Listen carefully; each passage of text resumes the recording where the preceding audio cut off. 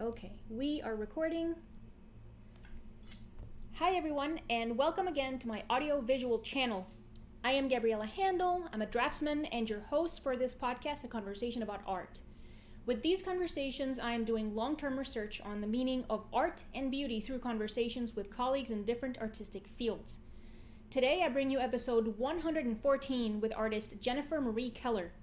If you enjoy this video, please like and share all the videos and subscribe because these actions are very helpful.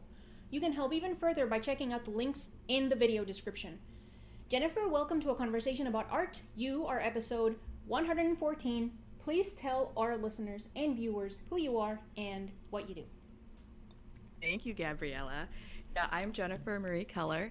I'm an artist. I do oil paintings, mostly representational oil paintings, also charcoal drawings and pencil. I've started to dabble in pen as well, pen drawings, but Okay. I'd say my basic is painting. And I like to I want everything to tell a story, but a lot of landscapes, figure paintings, some still lifes, self-portraits, that type of thing. Okay. I'm one of those people that always knew that I wanted to be an artist ever since I had the concept of you have to have a job or figure out what you're going to do with your life. I always wanted to be an artist. So I went to college for art, a university. So where I went, it taught me the concepts of art. It was kind of, I feel like maybe what people would view as like the typical college experience of art, where it's very concept based and kind of loosey goosey and maybe a little silly at times, not super serious, I guess. I really enjoyed it though. It was definitely a great experience. But then I really wanted to paint like the old masters.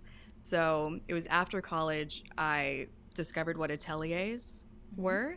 And I went to the Ravenswood Atelier in Chicago, and I'd say that completely changed my life as an artist. And so that was a really great experience, all very heavy technique based. Yeah. And then since after going to the Ravenswood Atelier, so I felt like I knew how to paint, and it's kind of been a journey of like what I want to paint and figuring that out. And so I kind of had this more academic style for a couple years after that. And something that kind of like really changed my artistic style in a really positive way, but unexpected way, was having kids then. So figuring out the atelier style and academic style of painting is very, I would say very strict. Yes. And so then figuring out how to paint when I am able to, when the kids are either around and maybe napping or sleeping. My kids are still very young, toddlers, or when they're out of the house, still figuring out how like I can paint very quickly and safely, because I'm in my studio right now, which is in our house. So changing from like the glorious lead white paint into titanium paint, stuff that's like non-toxic for kids, just in case.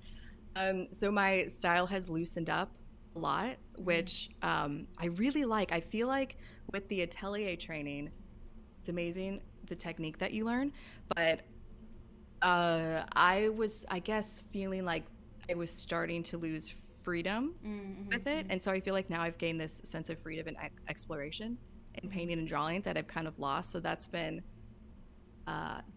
really fun. And now I'm starting to also dive into exploring series of work. I did one series called Earthbound that was right after the pandemic. Well, the pandemic was still going on as well, where Still I is, was as far as I painting know. out of doors. Yeah, exactly. It hasn't been like undeclared or anything, but keep going. That's true. More so when you could leave the house a bit more. Yeah. And so, and that was, yeah.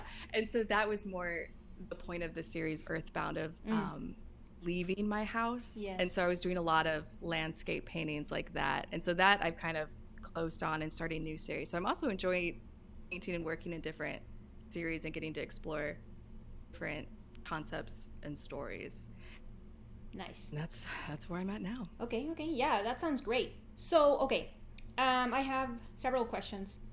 So I'm gonna ask you a long, not ranty question, but like long rolling question that is like 3 questions in a row. Okay. Ready. So, okay.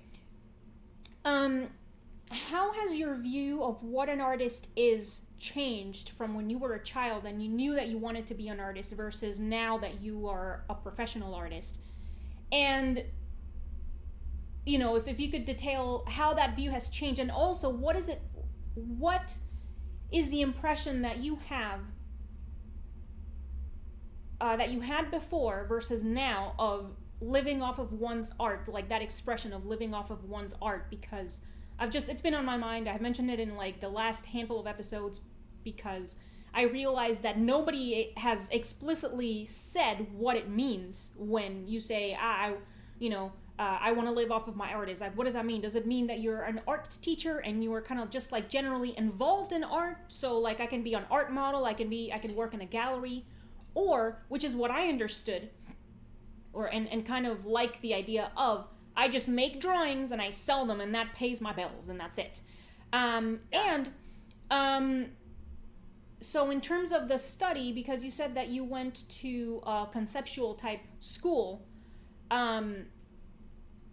you're of course not the only one. Lots of people have unfortunately suffered kind of through that in a way, because what they're looking for is really, how do I convey this information well and accurately via drawing or painting? It's not, because draw, paint what you feel is really not helpful art instruction. It's really not.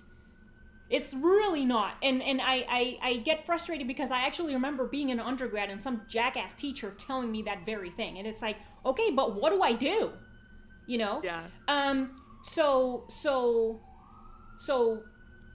like I guess the like the 180 of that is the atelier in a way, because it's all kind of a visual, how to convey visual information. And I agree with you that it can be stifling in the sense that I have the impression that people who have been through the atelier course seem to kind of stick to that as a visual language when it's really just a guide.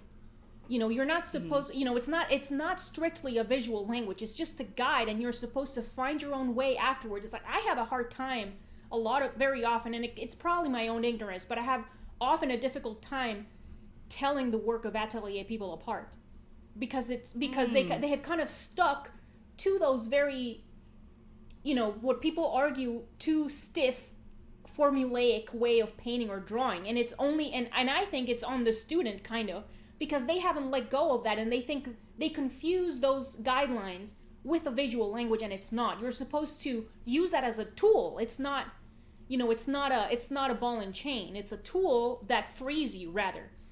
Okay, yes, that is the long as hell questions. Okay, let's go. Those are good questions. Yeah, my concept of what an artist is, how that's changed. That was your first question, right? Yes. Okay. Yeah, I remember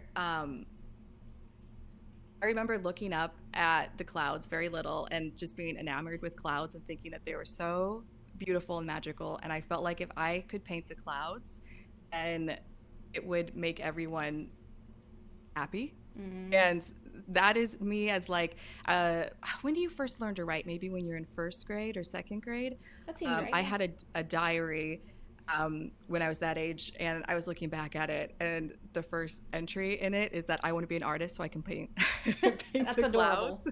Clouds. Yeah. Oh, but yeah, so that was definitely where I started. And then I remember going into high school and college. From that, it was that I wanted to, I don't know if it was still to make people or affect people in a positive way, maybe not necessarily happy. But I remember thinking that the best artist you could be was to make a painting look just like a photograph. And that was like the gold standard. And Um, oh, yeah. And so that's what I did in high school and college was like very photorealistic painting. And I really much scoffed at anything that was abstract or Mm-hmm. conceptual or like installation art. I was like, oh, that's not art. That's not, Mm-hmm. I I don't know. mean, It you just weren't you seemed weren't wrong. Keep going. Sorry. that was definitely my opinion at the time. And then it was funny with college with I specifically went to this college because there was a professor that was an amazing photorealist Mm. painter. But then I found out he wasn't so keen on sharing his technique on how to do that. Mm-hmm. As what kind of seems to be, well, it's been my experience and other people that I've talked to. I'm sure it's not every case with colleges, but yeah, it's definitely not technique based, I would Right. say. And then in the atelier, I changed a bit more where I didn't want to paint. I wanted to paint. I guess I wanted there to be more beauty in the like if you were to I was painting images like representational images like a figure or something, but I didn't want it to just be like this all painted very thinly like a photo, like look really flat. Mm-hmm. I wanted it to have depth, and I wanted the brushstrokes to be like really juicy in some areas and like scraping paint so you could almost look at it like not as a figure painting, but just Right. like that one brushstroke is like so cool. And so, Mm-hmm. so it had a lot of different layers to it, Yeah. I guess. Um, and when I was in my atelier, I was also really interested in Odd Nerdrum and his philosophy in Right. art with kitsch Right. and that whole thing. And so then I even pooed even calling myself an artist. I called myself a painter, and I didn't make art. I made paintings and drawings. Mm-hmm. Mm-hmm. Mm-hmm. And then I was like really quite against the modernism and anything that was deemed good because it was original. Mm. Or yeah, stated as like originality was like the highest like gold standard. Now I would say I've gotten uh, a lot more open. I definitely call myself an artist now, and I make art. I don't know if I should talk about art now because what my definition of art is, or if I should save that for later. No, that's fine. Yeah, do it. I mean, Okay, okay, so yeah. I'm gonna specifically ask you when we're done with this part because I probably want you to elaborate or like I'll have a specific question. So yeah, you talk about whatever go wherever you please. Yes. Okay, gotcha. Okay, yeah. So now I feel like it's more uh, individual based, where I find good art to be, in my opinion, not just good art, but good painting specifically, to be very layered with storytelling and how the paint is actually handled, so like good technique and that sort of thing. Um, but now I believe that room for there's really room for everyone to do what they want, I guess. And I think this is going to be an interesting conversation because I've listened to your podcast Okay. and I know you disagree. So I'm excited to discuss this. But I know I don't value. I've heard you say before, so I'm going to use your example of like if you have like a pile of trash in the MoMA. I don't value that as art. I don't think that's good art. I like there to be a sense of beauty and technique behind an art piece, but I know other people really value the concept is like at the like the highest gold standard is like what the concept is behind it. So maybe that pile of trash has like a very interesting thesis statement to it. And I think there's room for, I know a lot of people enjoy that type of thing. I prefer not to like need an instruction manual to look at Right. artwork, as I feel like those pieces do. But I really do think that there's room for everyone now to do it, because while it is true that that type of artwork and those like installation pieces and more modern art and abstract art, that is definitely what is the thing right now and where most of the money is going towards. But there's also like this museum that's in Barcelona that's all representational paintings and drawings. What is the name of that so cool. place? Like you go, oh, it might just be the representational museum. I'm not sure. It's in Barcelona, and oh, I wish I could remember the name of it. It is so amazing because it's I believe it might be all living painters as well too, so it's current work and drawings. It's paintings and drawings, but it's cool because when you go in, it's not just a silent museum. They have like movie soundtracks, so as you're looking at these like really amazingly well done pieces, you've like get the swells of music, and also it's a very beautiful space too. It's not just like 90-degree angle white walls. It's like you just feel like this is what, wow, mankind can do this type of thing. So they have places like that, even though it is not the most popular. But yeah. Okay. Yeah. Yeah, the what was I gonna say? The thing about the good art versus bad art, in a previous episode, and it was with Devin Cecil Wishing, he also, when we were talking about what is art, he was talking about, yeah, you know, of course there's good art and of course there's bad art. And he used the analogy of food, which I've afterwards, I don't use his exact analogy, but I liked the analogy, so I made like a twinge of a change to his, because of course there's good food and there's bad food, but there are things that are not food. You can't eat them. It's like you can't eat your bookshelf, you know. You can't eat the books on the bookshelf. So, I guess, and also, I was amused by how you were like, I have heard the some of your episodes, and I know that you don't agree with me, and that's really funny.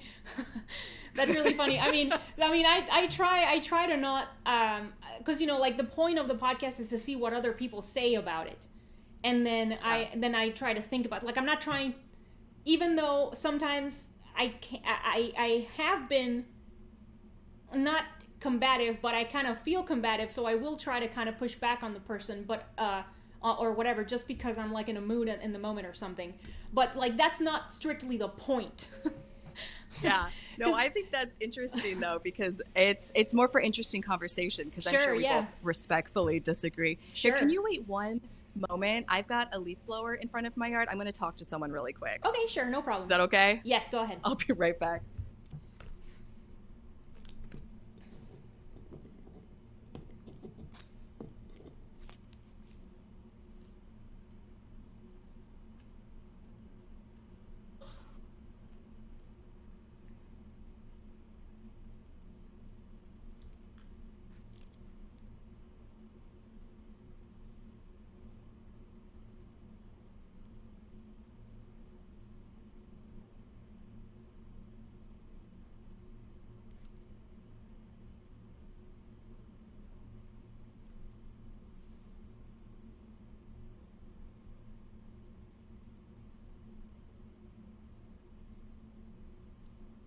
Right. Thank you. Yeah, we rent this house, and so they've got a landscaper comes by with like a leaf blower. Oh, nice. Okay. And I guess today was his day to do it, so I just talked to him real quick. No problem. Oh. Yeah, but the thing that it's what amused me was kind of how my like the way that my thoughts on art have changed have been kind of like the opposite of yours. In the opposite order, because whereas you were kind of, you know, arguably kind of more stiff about it maybe, and you're now more relaxed about it. For me, it was like the opposite in the sense, and I mean, it's not strictly that I was more relaxed about it, I just thought I had to accept certain things, just because, you know, it is what you see in Christie's, it is what you see, you know, like in the big art market with the Bansky kind of shredding his own work. Oh my god, so rebellious, you know. fuck the art industrial complex, you know. It's like, but then it's still sold for I don't know how many fucking millions. So it's like a 360 joke where it's like, oh, you're in the same place anyway, you did want the money, you see what I'm saying? So it's like so it's like seeing that absurdity, I was like, I guess I have to deal with that. But at the same time, I was like, and that has certainly still been a constant, because it doesn't make sense to me that this lovely painting that you have of this vine on this fence behind you, of this work of yours behind you, like that makes no sense to me as being the same kind of object as a brick on a pedestal in MoMA. It doesn't. And like, as far as I'm concerned, it's just not the same thing. It's like, you know, it's just an object in a different category. It doesn't mean it's any less important. And if the person who made it put a lot of thought into it or whatever, it's like, okay, cool. But then, like you were saying, it's like, it also doesn't make any sense to me that something that calls itself a work of art has an instruction manual, because that is the little plaque of the manifesto of all of this, this so political important work. And it's like, if your work needs a guide, if the person's work needs a guide in order for it to be appreciated, then I think that is a flaw in a work that is supposed to be strictly visual, meaning that it's for your eyes. And so, like, that is why it has to be well made, visually pleasing, harmonious, like this type of stuff. And you know, the same and the same thing is applicable for music, because good music is the reason for which I don't have to understand Japanese in order for enjoy a bunch of like anime soundtracks, you know, because those songs are good. So it's like, it doesn't matter what the song says, and I don't care what the song says, because I like how the sound, because it's oral. You see what I'm saying? It's auditory. Yeah. So then that's and that's also not something that I thought of myself. That was a previous guest. His name is Robert Florzak. He kind of he told me about this characteristic of visual. I mean, that's why it's called the visual arts, because it's specifically for looking at.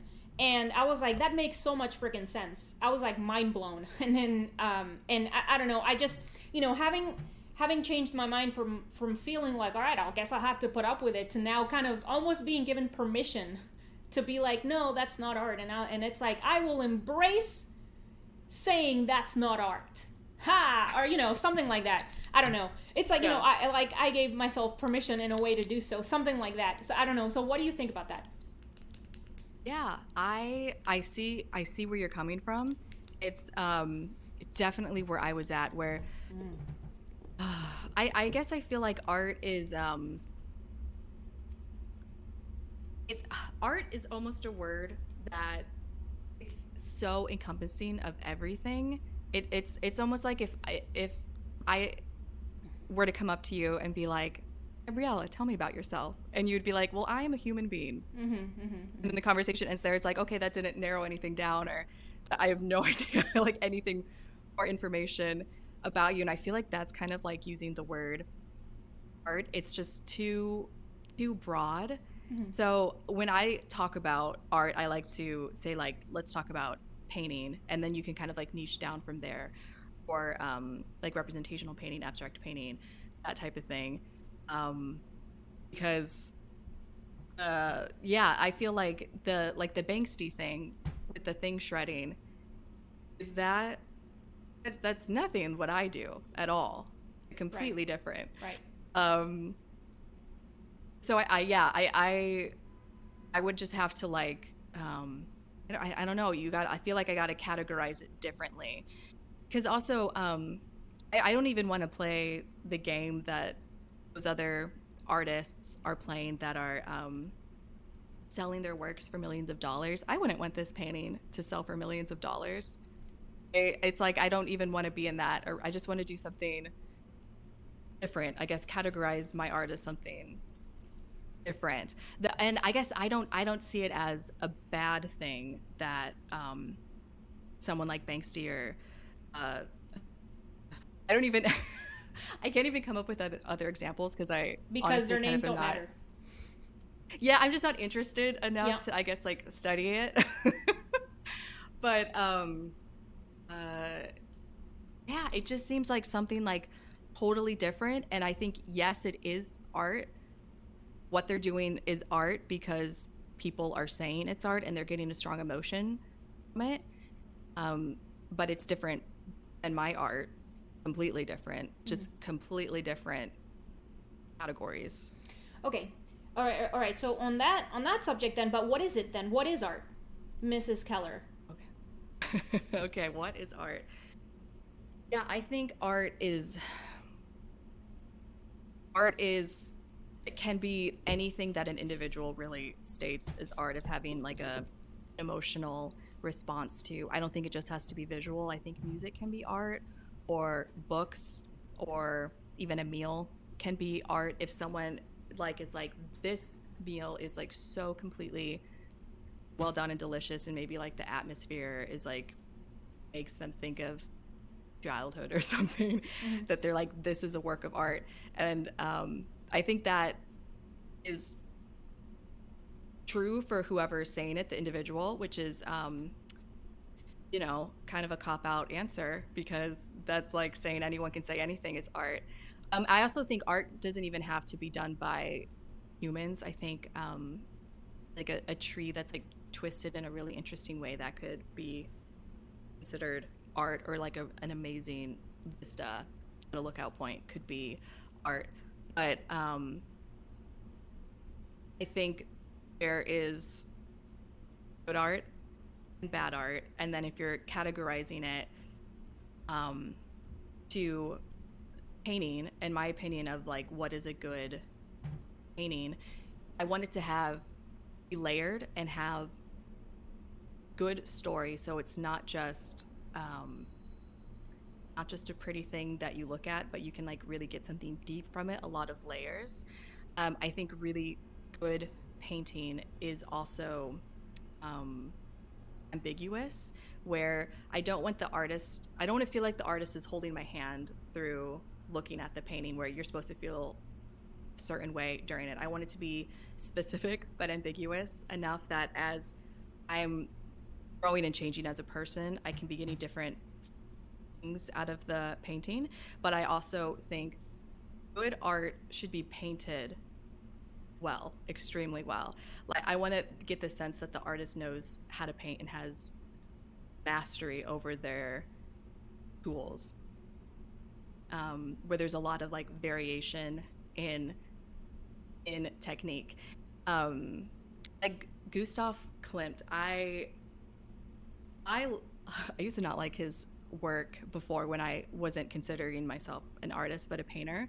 But now I look at his work and I can get like the abstract elements to it, and I find it really fascinating. But with Gustav Klimt, he knew how to paint. Like, he did like extensive study with painting and drawing, and like he knows all of that, or knew all the technique with it. So someone like that, like knowing how to break the rules, is like, that's how you can get, I think, a really good blend of like abstract with representational art. And then I still consider that good art. It's like a musician knowing the scales and knowing how to play his instrument so well, then he can probably, or she can like do something crazy, because they know how to break the rules and that's how you can still like, I feel like you still have like the muscle then to like make really great painting. Okay, so then I mean, do you have any kind of argument against the idea that if any person says that any other object is a work of art, then it is so? Or, I mean, do you think there are any flaws with thinking that way? Why do you think that you're okay with it? Is there anything that bothers you about that? Do you think in that case, if for example, if I'm using this, this is thinking putty, by the way, that I have during the podcasts.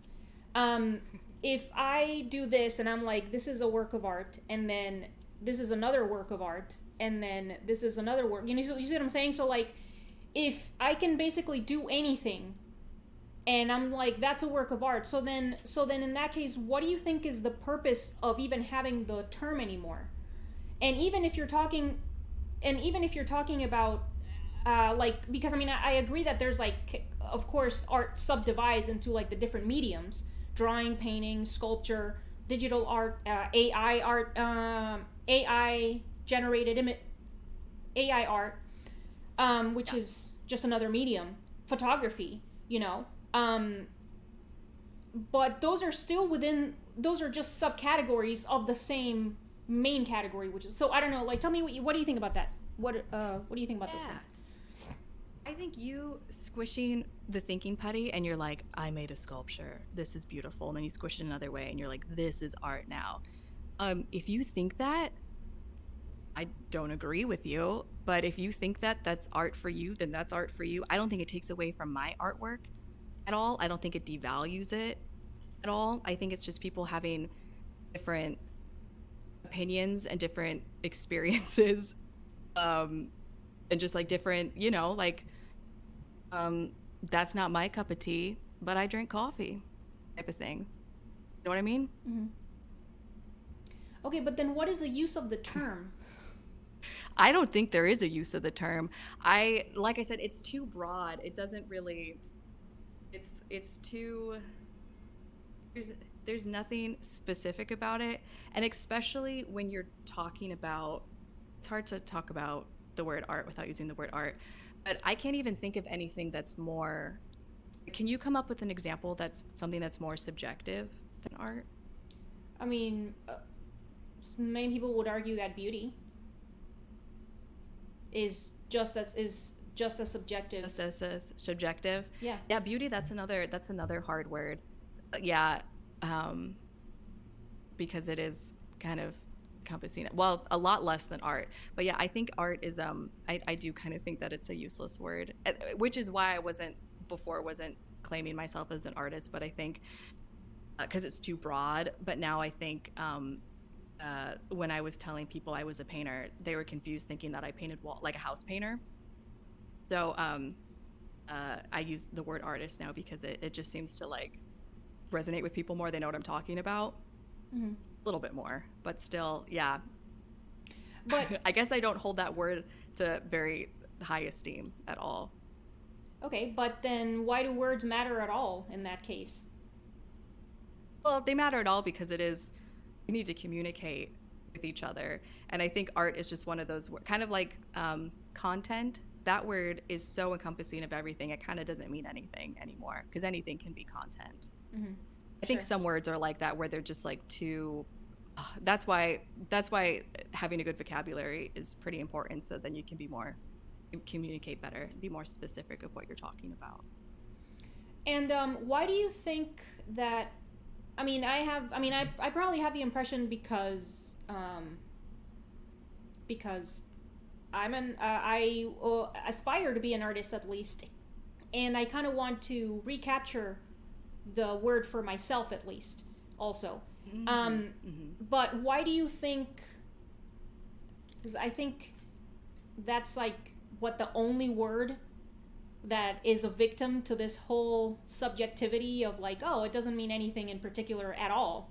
And I mean, I'm aware that it started, Duchamp and the Second World War, First World War, all of this stuff. Like, I'm aware that's when it started. So it's really quite recent that it has been completely dissolved into just not meaning anything in particular. But at the same time, and when you were talking about referring to yourself as a painter versus an artist, I think there's a reason for which people will grasp a little bit better what your station in life is when you say artist, because there is at least a trace amount of information left over within the word that they will understand that you make some kind of imagery, at least.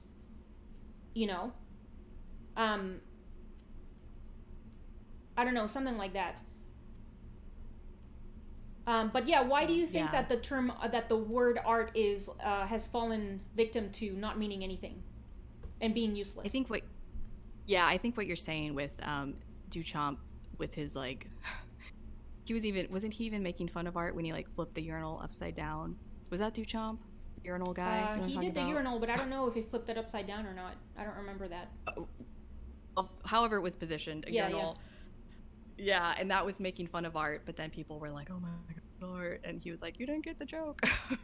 But I think that it's yeah, I think art definitely had more uh esteem back when there were, like the term of old masters.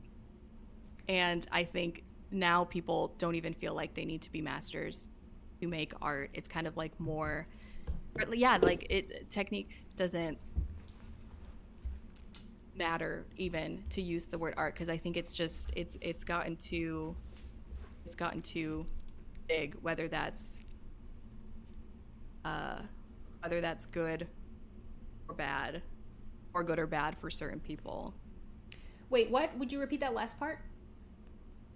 Whether what is good or bad? um oh, whether art becoming so big, encompassing everything, that you don't even need technique, that you can just place a urinal, what are those called, ready-mades, and then call it art, and that whether that's good or bad, because maybe that's good in a sense that it frees people up to think more differently or more openly about things, but maybe that's bad because then it devalues technique based, and then it's more for like a fast paced type of producing art.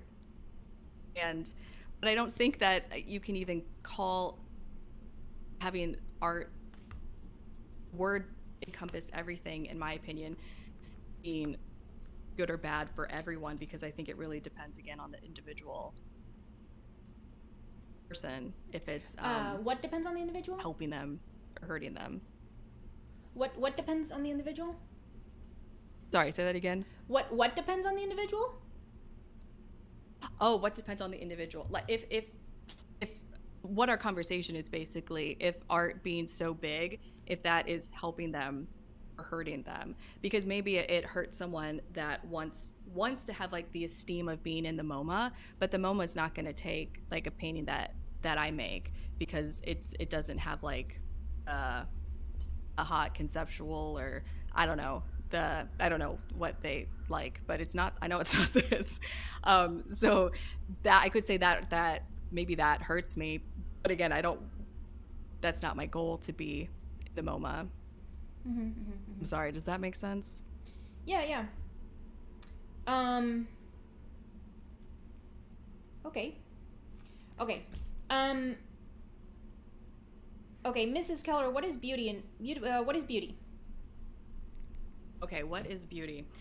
Um, Beauty, again, this might be an interesting conversation because I think we disagree, perhaps. I think beauty, again, is for the individual person, but I think what beauty is having a strong emotional response to something.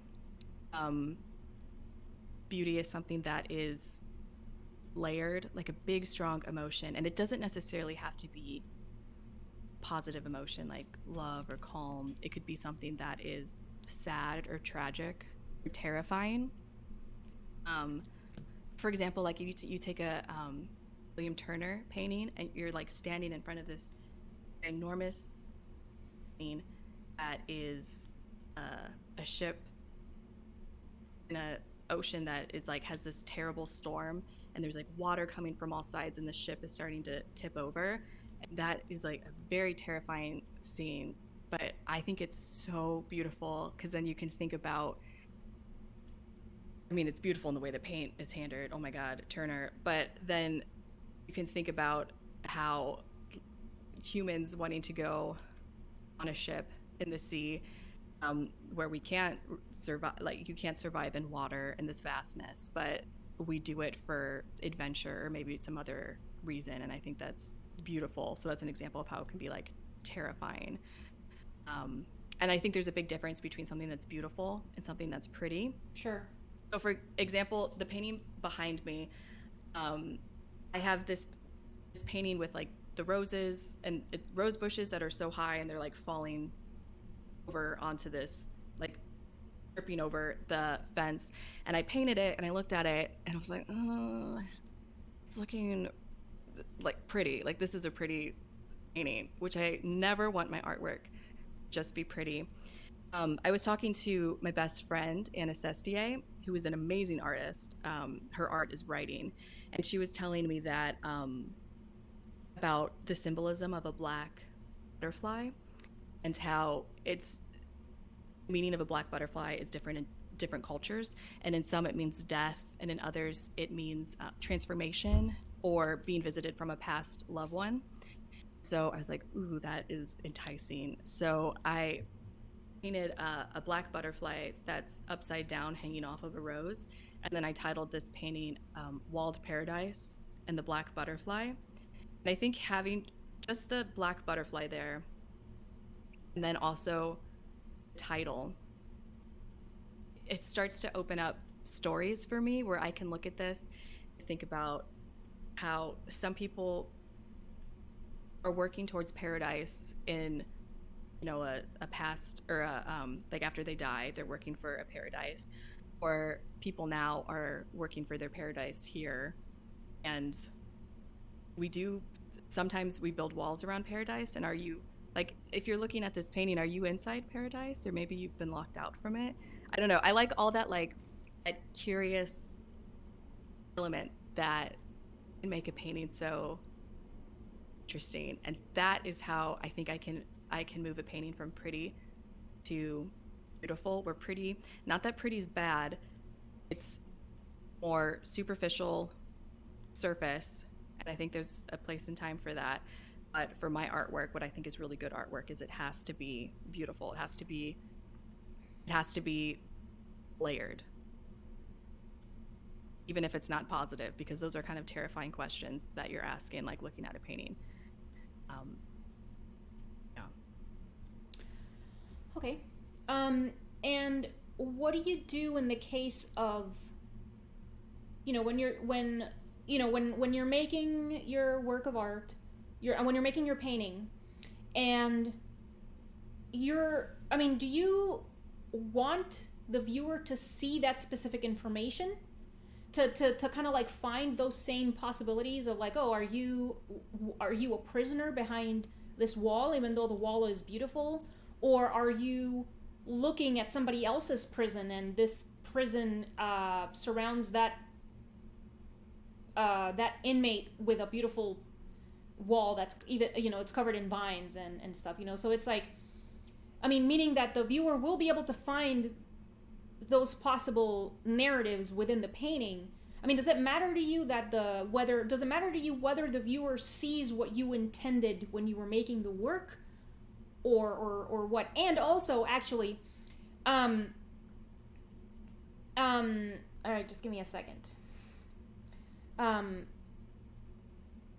I guess I'm just like kind of curious about the term narrative painting, because I kind of feel like any image is narrative by default. Like even you like can, if get a story out of anything. yeah, exactly. So it's like, even if you have like the portraits behind you, for example, or a still life, or like a still life with just like dead, like the dried flowers and stuff. It's like it's not difficult to kind of divine a story out of that, just because that's what humans do. So I guess I feel like the term narrative painting, because that is a whole ass category of painting. Yeah. And I don't know. I guess what I'm saying is that I kind of think of it as a little bit redundant, because images by default are narrative. So anyway, tell me, what do you think about these two things? That is interesting. I haven't thought of it that way. Yeah, because you can make a story out of any image, for sure. I think yeah, but there's definitely other images that you can tell that there's like this curious element to it, where it kind of sparks your mind to be thinking of like, oh, what's the story behind that, or like what's the mystery in that. And I think if you have like, I don't know, like an apple, like a still life of an apple, and it's just like an apple on a white background. Like you can think of a story behind that. But then if you like have there's one of my painting masters from my atelier, she did this amazing painting with, it's this little girl and she's holding a basket.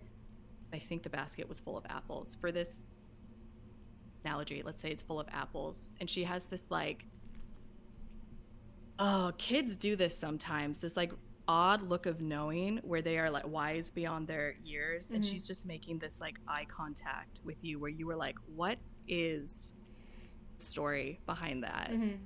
Um, so maybe that's how I would say, since I do say my work is narrative, I that is like the effort into it that I put into my pieces is there's got to be like some like, oh, this like pull of story Yeah, to yeah. it. But I also don't necessarily care what someone gets out of my work. It doesn't have to be what I'm getting out of it. Mm. Um, because I like that. Like I have this one painting called I'm Like Icarus, but I Know How to Swim.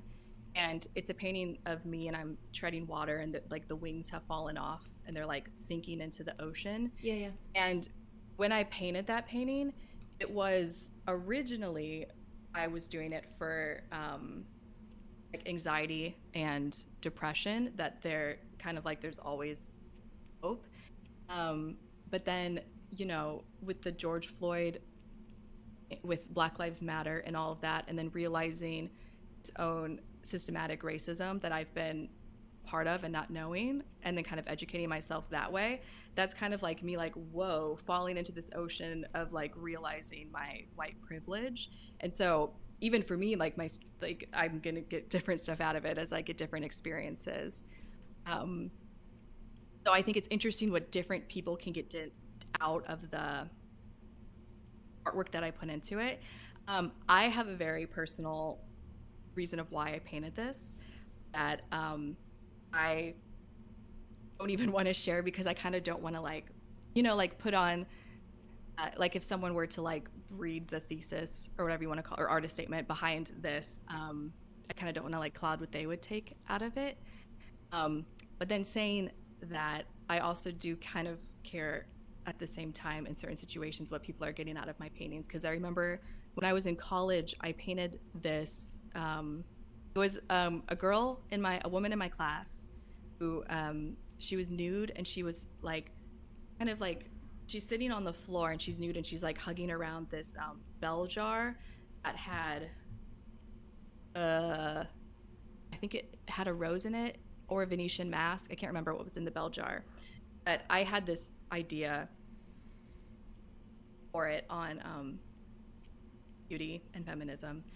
And the teacher said, "Oh, I love that painting of yours. I love how she's like embracing the condom." And it was so grossly sexualized for me that I was, ugh. So I, I guess I do care what people get out of my paintings because when it's like grossly sexualized like that, I do not like that. Yeah. They don't necessarily have to be getting why I painted it, because I also make paintings not just for myself but for other people because I want to be affecting people in a positive way. That's the goal.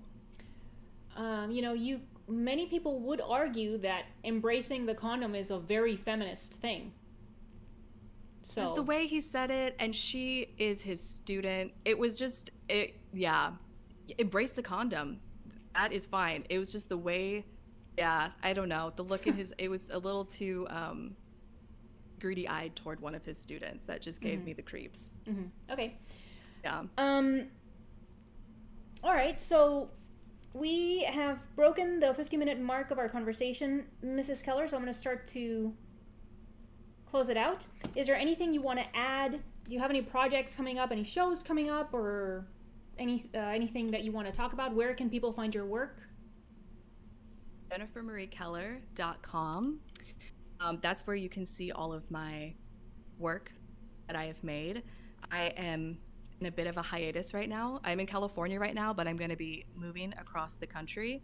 So, yeah, I've got an interesting series planned for when I get back into painting, which hopefully will be soon. I do want to ask really quickly, how are you do you paint draw? Your drawings are amazing. Thank you. Do you draw all the time, or do you start getting antsy when you haven't like picked up a pencil or a pen in a while? Yes, I do. Yeah. Yeah, it does. It bothers me. I don't feel antsy necessarily, but I feel kind of sad. Yeah, yeah. And I'm like, I haven't drawn in a while and I really miss it. So that's kind of, I feel, and I'm like, oh my God, I'm gonna, I don't know, like there's gonna be some kind of more, I feel like I kind of start getting far from it. And then I'm just like, I shouldn't, I'm gonna be so bad at it or something like that. You got to get the rust off. Yeah. Yeah, it has all kinds of negative feelings associated with it for sure. Yes. Yeah. That's where I'm at a little bit, but I'll be jumping back in it soon once the move is done. But yeah, so I'd say jennifermariekeller.com where you can look at all my work. Yeah. Okay, lovely.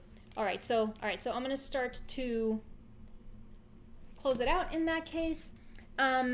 So thank you, Jennifer, for talking with me today. Thank you, everyone, for listening. If you want to support Jennifer and my podcast, you can do so through the links in the video description, so please make sure to look at those. And I'm going to cut it off now, and I will talk to everyone next time, so thank you. Bye. Thank you.